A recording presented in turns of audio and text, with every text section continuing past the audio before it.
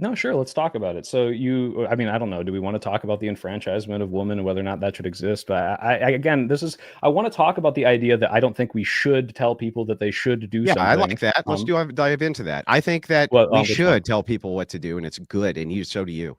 But no, based on gender roles, right? So I don't think that we necessarily need to tell you, oh, you're a woman, therefore you need to do this. And I don't think we should shame people from not doing that. But it's funny because you did bring up in the beginning, like, hey, I think we should incentivize more births. And if you want to talk about like, the fertility rates are dropping, this is an issue. Well, let's start with the first issue. Let's start with the first issue. First issue being you don't think that we should tell people what to do based on gender roles, right?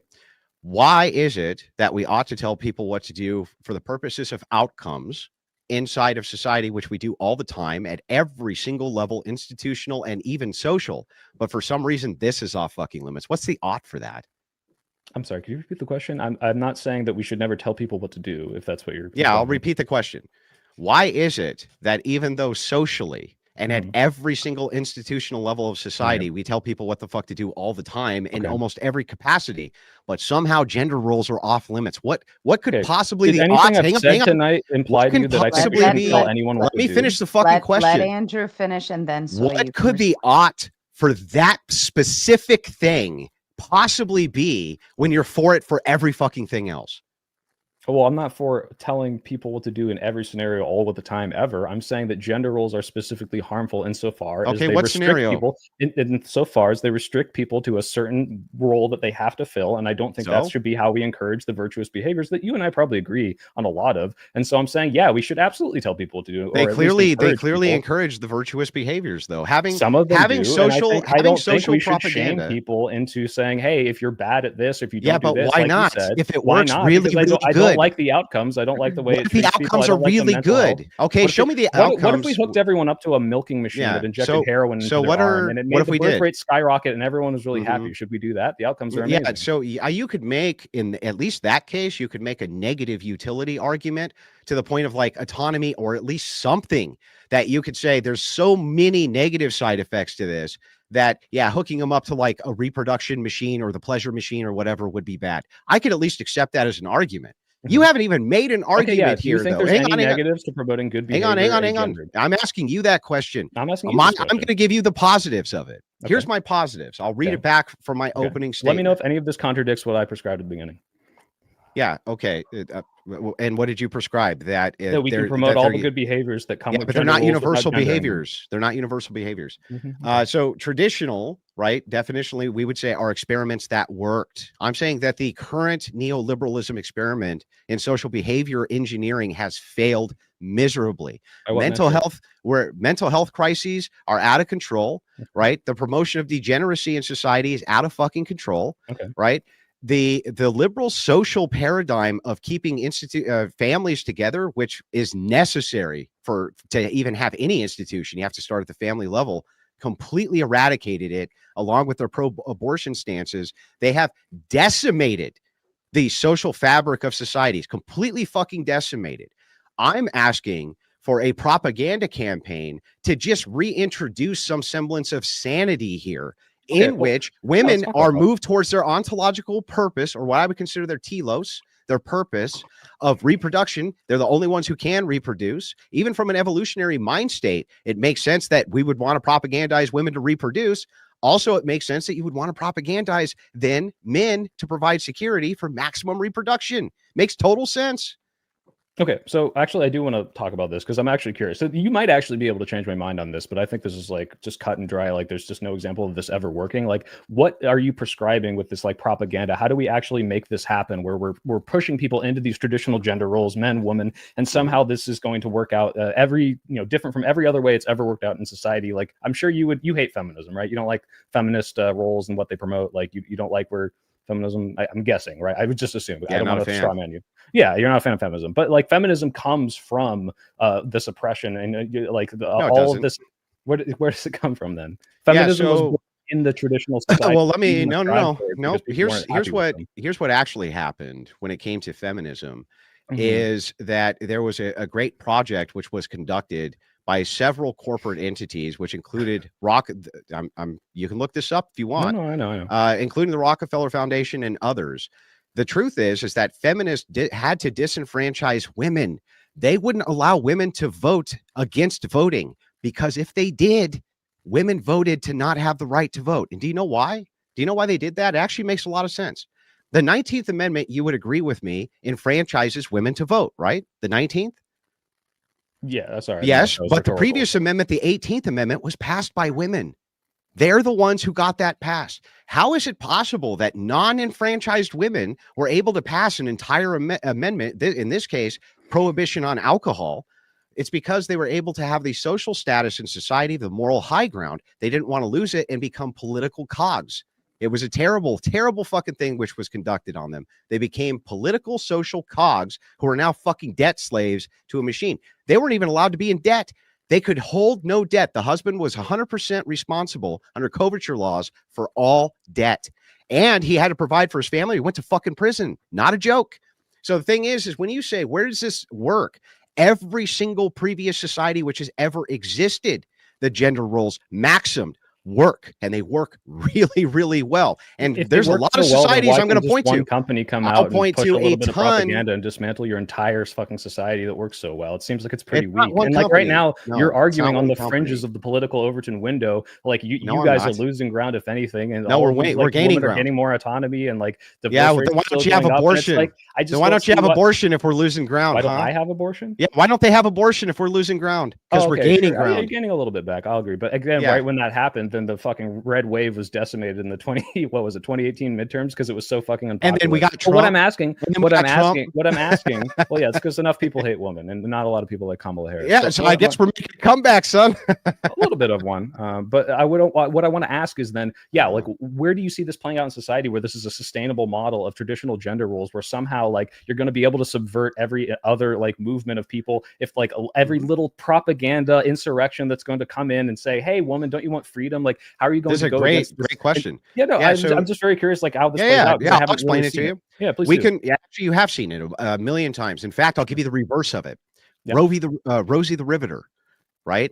Excellent governmental propaganda designed around moving women into putting screws in a fucking pack so that we could send them to our fighting boys, right? They were there to roll up fucking cigarettes and send the Lucky Strikes over to the soldiers in World War II. They were there to put screws in a pack, and they used Rosie the Riveter. We all know the bandana, shit like that. It was all government propaganda from the top down, and we're fucking great. Okay, so how can you say government propaganda in the opposite direction won't also work great? It clearly works.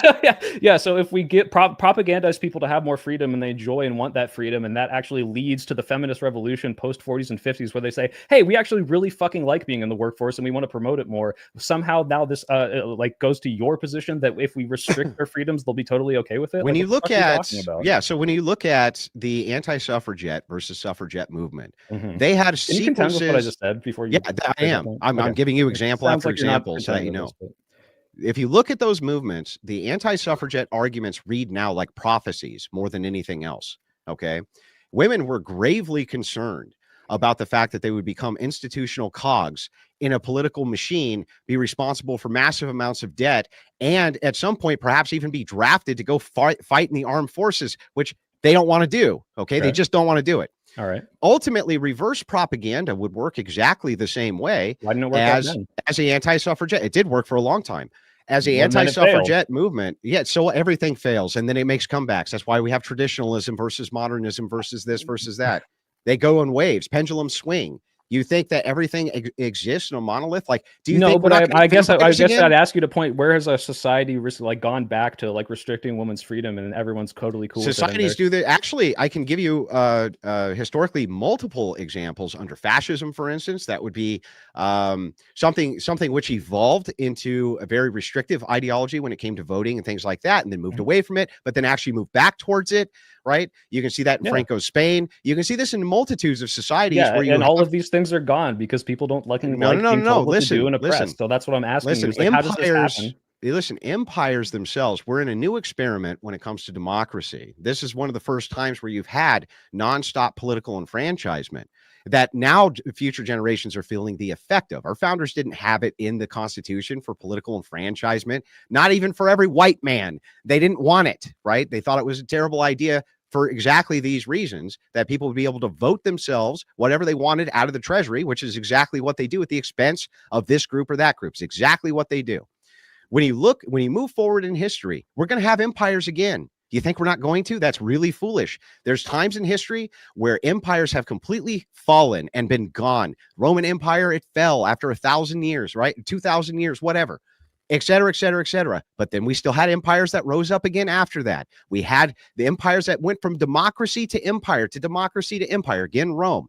Example after example of this. You think the pendulum can't swing because people can love absolutely swing. freedom? I don't necessarily disagree Because with they you, love but there's freedom? clearly upward trends of people want more choice over and over and over again, and you have yet to establish that, hey, as we keep putting this fucking Pandora's, shoving this everything back into this Pandora's box, that everyone's going to say, you know what, I actually do really like being restricted, and this is cool, and we'll go not just back a little bit, tick a little down, but all the way back down to what, 1950s, 1900s, 1850s. Like, this isn't demonstrable, and you kind of just sound like these like crazy Leninist Marxists who are like, well, we didn't try it the right way, we didn't do the right way of traditional gender roles in society, and somehow this time when we do it, we'll make sure we're going to keep everyone where they need to be. Feminism isn't going to come up and propagandize and make all these women vote to get franchised again, and it's just not going to happen. Like, we'll do it the correct way, and it's just I don't see this played out. I don't Actually think I can show you exactly how it'll play out. I'll be like a prophet here for you, right? Okay. And I don't think you'll even disagree with me. Okay, go ahead. Through the multitude of enfranchisement right now, the reproduction crisis, we necessarily have to pump in immigrants in order to bolster our economic GDP period for our workforce, other things like this. But most importantly, the main reason we're pumping in immigrants is not for any of that shit. It's because we don't have anybody to take care of our old people. Old people are living longer and longer. We need someone to wipe their ass and take them on walks and shit like this. Same thing Japan's dealing with. Same thing everyone's dealing with. Well, those immigrants don't have the same view you do. They don't have the same view that you do on patriarchy and my freedoms and my rights and shit. They don't have those views. And as there becomes less and less and fucking less of you, there becomes more and more and more and more of them. And you place them in a democracy. How stupid could it possibly be? You place these people in a democracy where they can democratically vote themselves power, and they are. And all you have to do is look at London to see that they did. All you have to do is look at these other nations in Europe where they're doing exactly that. We're dealing with the same exact thing. You, my friend, ultimately, as a political prophet, tell me I'm wrong here. If your population is shrinking, and it is, and it has to be replaced by other people to wipe your fucking ass when you're 80, what do you think those people have these patriarchal views and these really stringent Catholic beliefs and these very stringent Christian beliefs?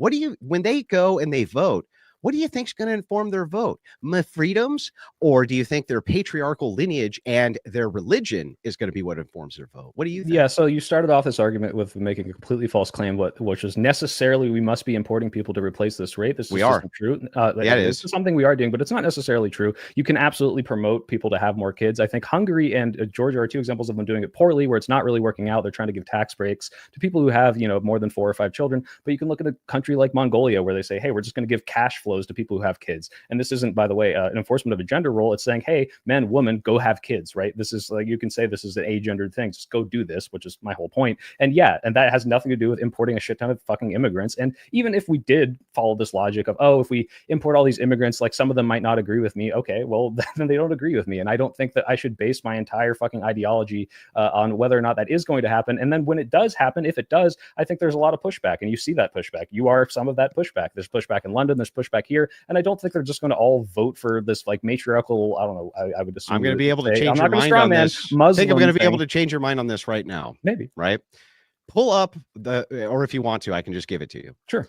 Pull up the population in 1960 of the United States. Are we just going to talk about the Immigration Act of what, 1964? No. I'm just. What do you think the population was? I don't know off the top of my head. Just tell me.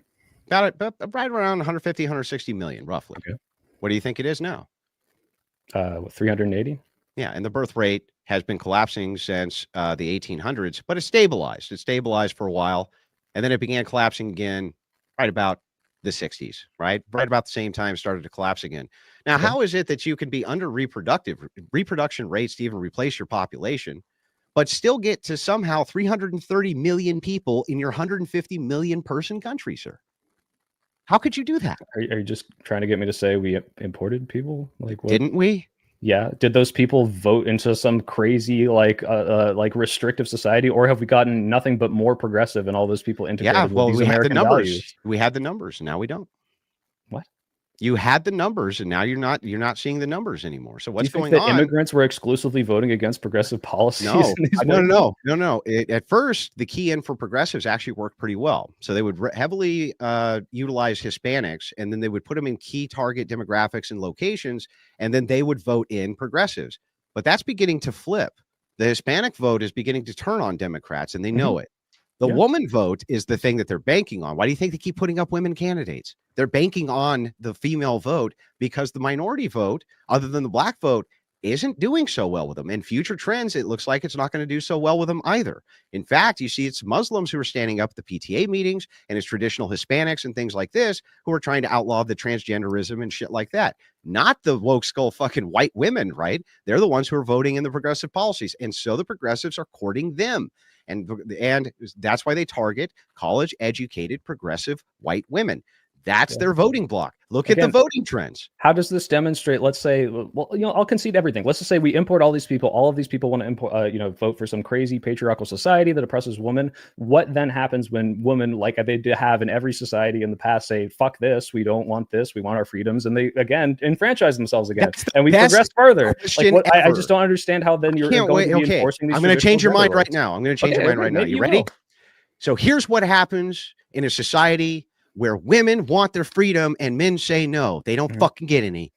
That's what happens in every single society in the fucking world where men say women have no freedom. They don't have none. I can point to every society men have said this, and now they do have the freedoms because they changed their fucking minds. What are you talking about? Oh, wait. Conditionally on men, right? So men change their mind about giving women freedoms. Great. But I thought you said that women gave women. You're literal hypothetical here. Women give women the right to vote. Hang on. Let me respond. Your literal hypothetical here, sir, was what happens if men say you don't have any freedoms? Then women bitch about it. That wasn't a hypothetical. Well, here's what happens. Look at every single society in history where this was the case and then stopped being the case. It's because not, what happens in the future where this happens? Maybe in your hypothetical future this happens and every single man says nope and we're not budging and we're going to gather up all the guns and point them at you. Well, okay, they don't need to. Again, can you address the fact that you said women gave women the right to vote, but somehow men gave women the right to vote? Like I'm confused in America. Who gave who the right to vote? Yeah, so this is a complex tale, but I'll tell you the tale if you want, and you can. No, I just want to know whether or not this was up to women or up to men. Do men dictate whether or not women have rights, or do women dictate whether or not? Yeah, so in this case, ultimately, if it's reduced to force doctrine, it's always going to be men who make the ultimate determination on who gets what rights. What do you mean reduced to force doctrine? It just means that if men want to change the conditionals of their social situations through rebellion, they can, and women can't. Okay, but this is again an absurd hypothetical where this isn't happening. It's not. We had a rebellion right here in the United States twice. It's not absurd. Are you talking? Well, yeah, but you're saying when men want to change their conditions, they can then enforce their will on women. Therefore, what? And women can't. Women can't do that, so they always have to appeal to men. Well, so women can and vote even in a small collective, women, right? We agree that that is a thing that could happen. What? That women are the majority enfranchised, and if they all said only women should be in government, they could then vote for that. Sure. If women collectively voted like that, sure, but they don't. Okay. A lot of them are married. A lot of them are married. And men don't say, "Hey, women, you have to listen to us because we're stronger," right? Sure. But the conditionals of your hypothetical was, what if all these immigrants come in who have these non-progressive views and have way more like Roman Catholic or traditional or very rooted views, and they say no more rights for you? What can the women do then? Well, I guess every single society including theirs, by the way, where they're immigrating from, it's going to progress where it's like, hey, it turns out women actually participate and talk with these men. It's not just like this weird gender segregated society where everyone goes into different doors and never speaks to each other. And eventually the men say, hey, wow, this fucking sucks for my wife and I don't like this. And progressive movements like arise. This is what I'm saying is like, yeah, every other more strict, more more Catholic, more religious, with you. More patriarchal society in past has eventually come to this progressive ideal where women do get their rights. That's all. That's all bullshit. You're right. Actually, not every literally single half the planet Earth. Women have no rights. Half the planet. You're right. Absolutely. Excuse me. I misspoke. Not every single society has done this, but most of these societies, especially in the Western world, progressed from these even. So more how come the women can't get the right to vote in those societies, dude? How come? How come they can't? They're on their way. It's not going to happen. Fucking overnight. No. Many of them, they're not on their way. They're absolutely happening all the time. Which ones? You could look at like the progressive feminist movements in Iran and Iraq and Afghanistan. Like this is happening. It's not going to happen overnight, and it takes a lot of effort. I'm not going to pretend like, oh well, this is just going to fucking tomorrow like the women are going to enfranchise themselves. But it's crazy for me to think that. And if the men say no, they have no rights. Is that true or false? For now, yeah, I'm just confused as to what this. So then ultimately you agree with me on force doctrine. So I told you the two conditionals. Force doctrine is just, hey, if men decide no, which is again a hypothetical that just doesn't really exist. It happens over half the Earth, half of planet Earth. Yeah, it happens, but when does it happen insofar as it perpetuated forever that women are now no longer having rights? Would point to an example of America in 1910s and say, look, this is men saying no. And then I would say, well, okay, 30 years later, then men said yes. 20 years later, then it happened. Yeah, so here's the thing. But again, it was still men who allowed it because they collectively say no. Okay. Women collectively can do nothing. So ultimately, the allowability, your view, the neoliberal view, is the new view. This is the view that's brand new.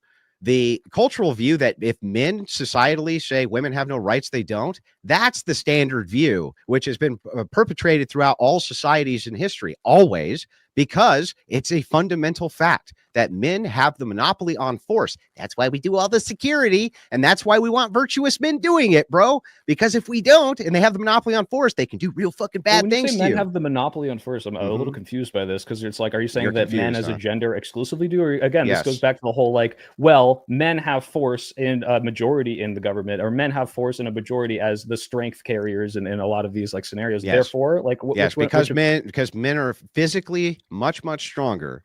They're more resistant to heat. They're more resistant to structural punishment. And unlike your bullshit that you said the other day where women shoot better, they don't even do that. Nope. It's not even true. Sport shoot nope. Better, they're not even good at that. They're not even better at that. They're completely literally equal. Like Olympic target shooting. Not only are they completely equal in just regular fundamental marksmanship skills under similar training, but men always have the edge because they're much stronger. They can handle recoil better. They can carry more ammunition. No recoil on sport shooting guns. That's what I was talking about. You mean for 22 long rifles?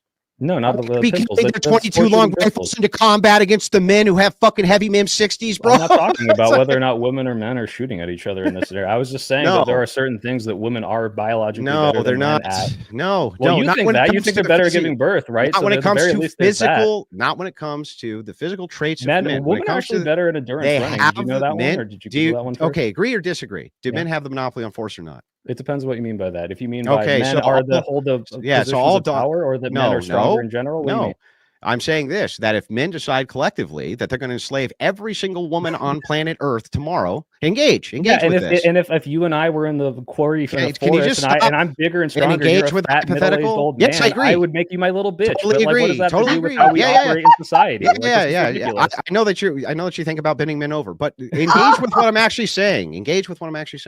Yeah. So if men decided tomorrow, all right, men, let's do this. Everyone get together. All men. Don't want to answer it. We're all going to get away from all of our political strife. We're all going to collectively. Tell me when you're done, so I'm just going to re-ask. You asked me. Yeah, theoretically, your absurd hypothetical men could control. What are you talking about? I haven't even asked it yet. Does this inform how we should operate in society? Let me know when you're done. Should I have more rights than you because I can fucking overpower you? Like, what does this have to do with anything? Yeah, so I'm not talking about ought claims. I'm making a descriptive claim, hoping that you can at least agree with this because it's the only stronger. It's the only sane position. So you're saying men are stronger in general. Can you let me make the argument? Can you say it in less than 20 words? Yeah. So the argument is really simple. Yes. In under 20 seconds, men have a monopoly on force because they're way fucking stronger than women. We can look at the entire historical standard and see this in half of planet Earth right now. I just need you to agree that men have the monopoly on force. If by men have the monopoly on force, you mean that men are stronger, then I agree. That's not what I mean. What I mean is that collectively, if men wanted to enslave all women tomorrow, they could, but the reverse isn't possible. Yeah. So again, now if we're saying men have the monopoly on force because in this hypothetical scenario that has never happened, where all men decide to enslave all women, it has happened. Okay, so if you're talking about subjugated women, like insofar as Afghanistan, that because what happened in Afghanistan, no, I'm just talking about the ancient world. Possible in every society. Yeah. Therefore, men have the monopoly on force. Yeah, I guess. I just don't see what this matters at all. No. Well, the first claim is like this hasn't happened. Yeah, this was a global phenomenon for most human history. It has happened. Okay, and that's why I'm saying if you're saying like, okay, men have the capability at points in history to subjugate women like they did in Afghanistan. Now, no, even right now, a modern example. Right and yes, it happened in all of society. No, I mean right now. Now. Oh my God, yes, I'm actually trying to agree with you here. If you're saying that because men can do this, that means they have monopoly on force. Sure, I just don't see what the point of saying this is. Because I could say, hey, did you know that tomorrow every woman could commit like ritual suicide and end civilization? Now they have capability of destroying our entire civilization. They have that power. Isn't that crazy how they could do that? Like, so I would totally agree with you within the confines that is logically possible, probably not practically possible, right? But logically possible. Okay. That women could collectively commit seppuku, right? And away they go, right? Off into the great Neverland. Right. However, there is no standard for that ever happening, but there is a standard for men collectively basically enslaving all women at any time they so choose throughout most of the historic standard, except when neo-progressives came in and claimed, hey, it's not actually true. Men and women are equal. They're interchangeable widgets. They're not. Women's rights are granted by men's grace. That's a fundamental truth of forced doctrine. Their rights are granted by men's grace. I just logically demonstrated it to you, and you agreed with me that it's correct. Can you just concede the point? This has to do with anything. Like if we're talking about gender roles, I told you if by what you're just explaining, if you're okay with the way I repeated your definition, men have the capability in all of societies today to tomorrow enforce their will on women. Like that is what it means by monopoly of power. Sure, okay. I just don't see what the point of bringing this up. What this has to do with like the current American society. This is perfect. Because what we've now demonstrated is our ought claim for why men need to be virtuous in the role of security for a nation, and why we ought to promote that. Because if we don't promote virtuous men who are necessarily going to be in those roles, because they're the only ones who can, because if they collectively decide to enslave women, they can. So they're going to have to protect. You're conflating two things here. You're saying the role in which they collectively decide to enslave women and the roles they currently have, which is in the military, in the government, or as bosses. These are not the same things. This is not how day-to-day society Who are they protecting women from, so far away with what I was talking about with who are they protecting women from? Who are they protecting women from? In day-to-day society. This is what this is where your ought is coming from. We ought to prescribe. Who are they protecting women from, bro? Look, you can keep talking about this like I just need this question answered. You just prattle, dude. You don't answer questions. Dude, you've been prattling the entire If you ask me a question, I specifically answer the question. No, you don't. You go for like a 40-paragraph thing about how actually... just give you the qualifiers. I'll say yes or no, then give you the whole qualifier. Okay. That's it. I'm just asking you this. Who are all of the men who are in all the roles of security in society, right? The primary beneficiaries of which are women and children. Who are they protecting society from? Are they not protecting the other men? The majority. Who are they protecting society from? Ultimately, who? Are you going to say other men? Is that what you're trying to get me to say? Yes, other men. Okay. And so, because only men have the capacity in which to collectively protect from other men who have the collective capacity to attack, they ought to be in those roles. If that's true, then we need that gender role to not only be virtuous but promoted. It needs to be promoted. Okay, so again, we're talking about this idea that because a small subset of men are protecting the country, a small subset of men are protecting the country from other men. No, that's a lie. It's not a small subset of men who are protecting the country. One, even if you just look at the percentage of men in the military, that's actually a lot. That's actually a lot of people. But I'm not even talking about the military. It's really not in comparison to the entirety of the male population. Yeah, when you get into like millions, these numbers become astronomical. But the thing is like what we're talking about is security starts at the home. The defense of the society starts at home. It starts with your own personal security with your family. It moves out into the streets with the ought that men ought to be protecting the infirm, the people who cannot protect themselves, in this case, women and children, generally speaking, from other predatory men. This expands from there, though. It keeps going. They're the ones who are going to protect you from all the dangerous criminals who are in prison. They're the ones who are going to hunt you down. You said you answered questions, and now you're going on your own little fucking show. I'm telling you, I'm giving you, literally, you asked me to make a justification for this, and I'm giving you the justification. You won't contend with the justification. You haven't contended with my initial point, which is that all of these things that you're prescribing, these virtuous things that help protect society, can be told to every person, regardless of the gender. And nope, you're going to have to allocate resources towards one or the other. You can't have both. You can't have your cake and eat it too here. And here's why. This is like your first time. Go ahead.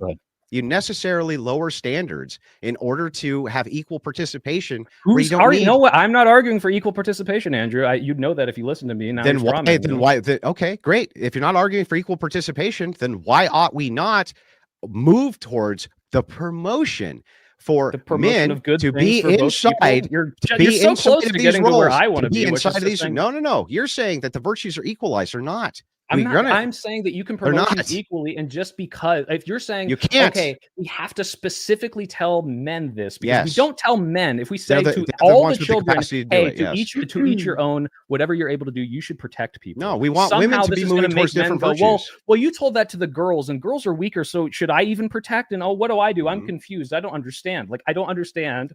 Because we're going to prioritize social orders. And we're going to prioritize social orders based on the physiology, which is even logically possible ultimately. What does that priority look like? For the domain of what each sex can actually accomplish here. Men primarily are going to be the only sex which can accommodate the security and the procurement of resources for a nation. Women necessarily, their duty is going to be to reproduce for the nation. They're the only ones who can do that. So we would want to prioritize subsets of these populations. No. The whole subset. The whole subset's responsible for it. All of them. Not the entirety of men are not responsible. The entirety of men. Protecting. They're not responsible. Yes, they are producing. A lot of men responsible for it. Shit. You probably complained about all the men on welfare that just sit around. Okay, and they're all so because they fail at their duty doesn't mean they don't have the duty. So yes, all men are responsible. Okay, so now are we going to talk about how like they have a duty that's prescribed by like a religion or like because the society? You would just say no. Actually, I'm just making the ontological claim from your view, what you've already agreed to, that inside of this capacity for men to do X, primarily men do X and must do X because they must protect from men doing X, right?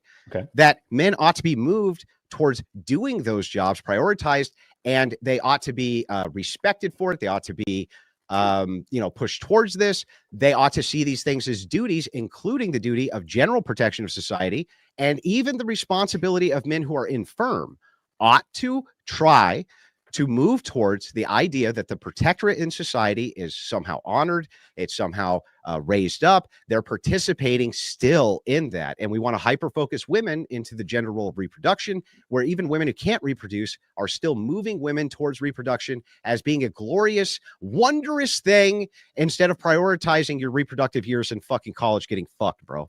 Okay, that's a way better idea. Almost contended with my point, and my point is, would what I'm prescribing, which is to have these virtues pushed on society, regardless of gender, somehow not equal the outcome that you are asking for, which is, hey, a majority of men would go into these positions if they are able to? Because what I'm saying is, hey, yeah, people based on their merits, based on their abilities, should go into the positions that make the most sense. Yes, we should honor them. Yes, we should promote independence. I just don't think that somehow, if we specifically do this gendered, this is the only way to do it. And again, what you're prescribing for society, it just doesn't pan out to work in any of these fucking historical examples. So which ones? With the point there. Which ones does it not work in? Please contend with the point of which one does it not work in? You made a claim. It didn't work in America. It has worked in America. It worked in most of America's history. What it resulted in was feminism, which is you fucking hate because that's everyone not hated what resulted fucking in feminism. Traditional roles being forced on them, and at the very least, great. Well, then capitalism doesn't work because communism. A propaganda campaign from other corporations. They were able to capitalize on the unhappiness of all the women in these traditional gender roles, right? No, they weren't capitalizing on that. No, they weren't. In fact, they took women. Women weren't allowed to vote. Why do you think they had to pass a constitutional amendment? They wouldn't let them vote on their own enfranchisement because they voted it down, dude. You don't know what you're talking about. No, that's one. And two, the other big problem here that you're not contending with is like, no, this is most of our fucking history and most of the history of planet Earth and the history of half of planet Earth right this second. The truth of the matter is that when inside of these social norms, you must push men towards duty, and you must push women towards duty. It can't just be about entitlement. You trying to equalize duty is a complete fucking waste of time. It can't be equalized. Men can't have the duty. Women can't provide the security. Simple. Huh? What do you think? Do you think when I say I've never said equalize duty? What do you mean by when you say I'm saying we should equalize duty?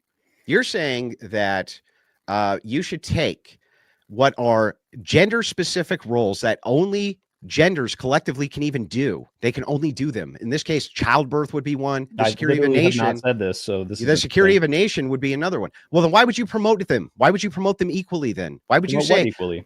Yeah. So why are I'm you not promoting men should give birth? Again, I've never said this. It sounds like you're not traditional gender roles. No, because I don't think that giving birth is a traditional gender role. Now we're back to this fucking. It's not. Bullshit. So no, because I don't think a gender role is, hey, you. Okay, excuse me. No, you're right. We conceded this point. All right. So I'm saying we should move away from saying women have to give birth. Right. So I think that, yeah, we shouldn't promote that men give birth and moving away from a traditional gender role. I do want to promote women to have the choice to give birth. It's not the standard in the most oppressive societies I can think of right now. That and which of those societies would you rather live in than America right now? Yeah. You're not, that doesn't contend with my point. Well, what do you think? You said the standard as the contraction I can't of what actually think. So which of these are better? I'm responding to your argument. I can't actually think of a society, the most oppressive one I can think of, maybe North Korea, maybe, but I don't know for sure because we don't know much about them. But any known society that I can think of, I can't think of one where women have to give birth, meaning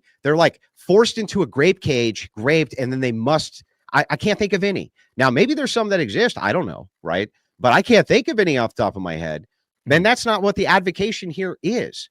You keep on using that as some kind of bizarre straw man. I'm not proposing a society where women have to give birth. Shame them for not doing it. I'm saying that but that would be good. Why would that be bad for society? If you said, hey, your antinatalism needs to be socially shamed. Your move away from tradition needs to be fucking shamed. Antinatalism. Oh, excuse me. Go ahead. Sorry. Say again. What would be the problem with you stigmatizing the bad effects from non-traditional gender roles like childbirth for women? You stigmatize women who move against it or don't consider women to be matrons, but instead glorify fucking girl bosses and shit like that. Fuck that. That's retarded. No, you want women to be moving to glorify the girl because it leads not to glorify, to just say that that's even an option for them or to shame them for choosing that option.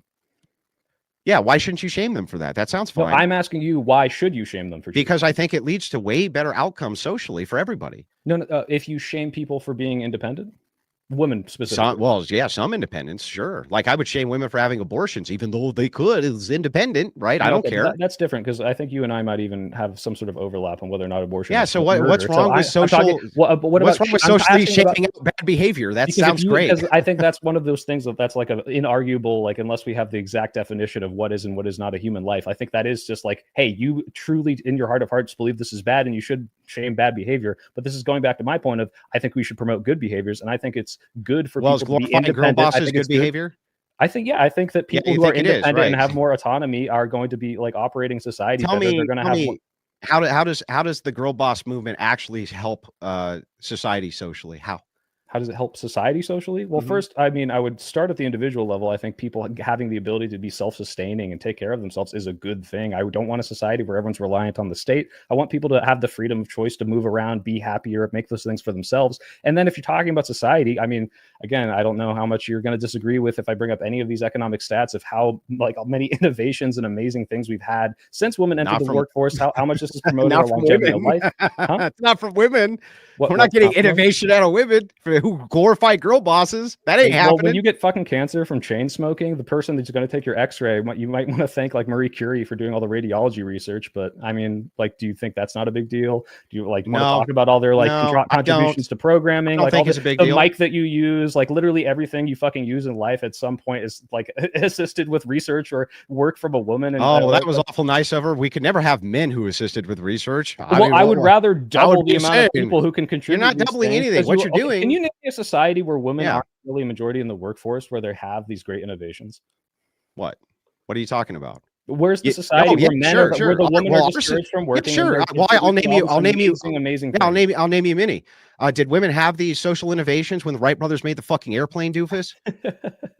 I'm talking about now Yeah, obviously, if you look at history and say, well, women were subjugated. That's crazy. Women were subjugated for all of history. By the way, that woman died of cancer. That woman died of cancer. Can you look at a society that's actually producing things at the same rate as these societies that have doubled their workforce? Yes, people can actually. Yes, I can. I can point to you. Our society in the United States, pre-women's suffrage, had tons of innovation. Astronomically better than we were back then in terms of doing, like, inventing these amazing innovations. That's because of the expanding on non-existing technologies. Fucking asbestos era. That was great when we didn't have woman fucking. You're using, listen, this is what you're doing here. You're using another fallacy. You use fallacy on top of fallacy on top of fallacy. Here you're using the fallacy of presentism. We have no good reason to believe that technology would not be every bit as sophisticated right this second in the United States if women weren't enfranchised. Then give me the argument. We can literally trace productivity and how many inventions are happening over the course of time since women have entered the workforce. This is something that I can't believe you're contending with, because this is just like hard facts. And you're going to say, well, actually, it wouldn't have happened nearly to this. It would happen to the same or a better degree if we didn't have like millions and millions and millions of more people contributing. Show me the proof. What do you mean show the proof? Look up number of inventions over time since 1950. Look up GDP per time over 1950. Look up that's not the proof you have to show. You have to show the proof that this was due to women's participation in the workforce as fucking bartenders, bro. Do you think if we just removed all the people that contributed to the participation that somehow I just want to interrupt. All you would have to do is show me that women are taking STEM field jobs. They're not taking STEM field jobs.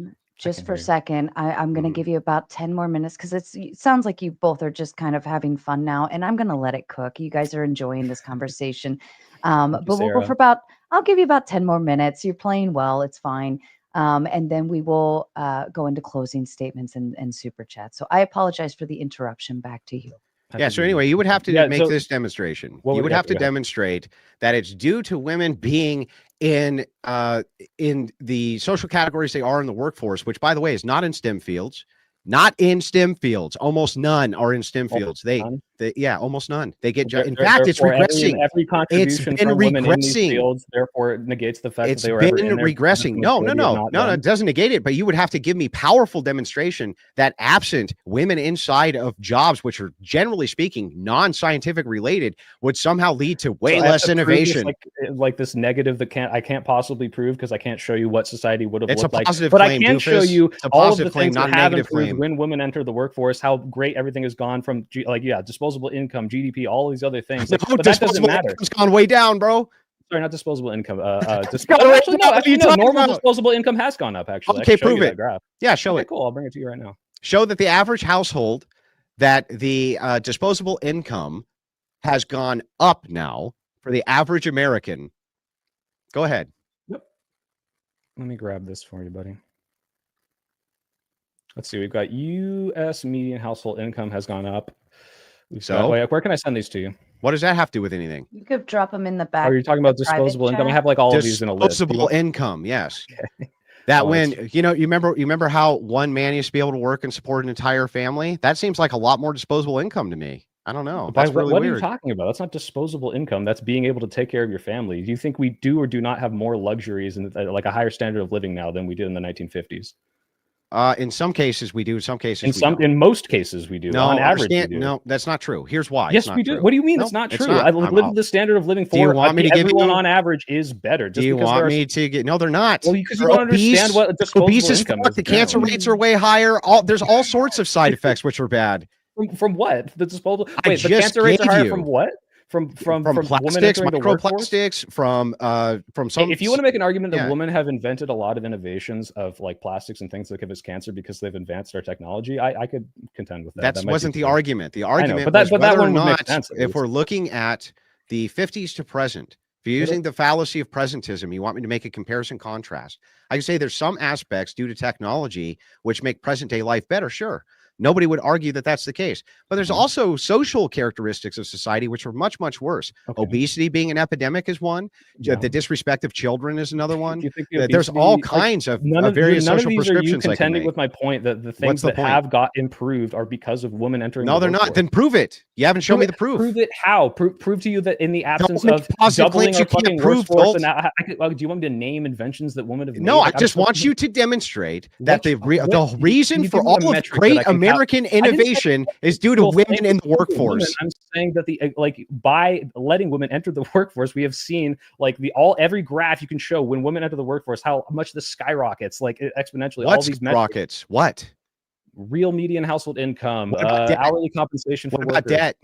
What about debt? Did debt also skyrocket? I'm sorry. So you're gonna ask me for examples. I'll give you examples, and then you'll say, "Well, hold on, I can think of a bad thing," and therefore all those good things that you said aren't good. Welcome to a debate. No, you're ignoring the points I'm making. You're asking, "Hey, give me a good thing." I give you a good thing. You're like, "Okay, but a bad thing does exist. Therefore, this is bad." Because we're having a debate. Yeah, but this is a fallacious argument. You're saying, "Well, I can name a bad thing that happens in society. Therefore, everything that's happened up until then has contributed to bad things." That's a supporting argument. That you don't like when I make bad arguments. Supporting argument. The counter argument is fallacious things where you're saying, "Well, it's not a fallacy." Mental health and the mental health because fallacy. Women have entered the workforce. What the fuck are you talking about? Name the fallacy I'm engaged in. You're engaged in this fallacy where you say, "Well, I can name the fallacy." I can't name the fallacy because you can't. Because you don't know what the fuck you're talking about. It's a bad argument, and I can demonstrate. It's very easily to say this is a bad argument. To say, "Well, hey, a bad thing exists today, and therefore I can now negate every single progressive thing that has come from the past 60 years because, if this bad thing happened, I can attribute that to women enter the workforce." Versus, I'm sorry, if we're talking about the social comparison of if women should have entered in the workforce because of all the innovation technology, then I'm going to obviously point out all the side effects that are negative, doofus. The number of workers going up in you all of these. Spin the propeller, bro. This has been a disaster for you. When I do that, it's like a total disaster for you, dude. Yeah, you can keep saying this when you're floundering. You don't understand that you're making a bad argument, but you got to understand is when I can point to women entering the workforce, and we can look at these metrics of number of workers, productivity of women, and then I can say, "Hey, look, this is contributing to GDP. This is contributing to spending power, and life expectancy." That I can show you. You can't show me that. Hey, because women entered the workforce, this is when everyone started getting fat.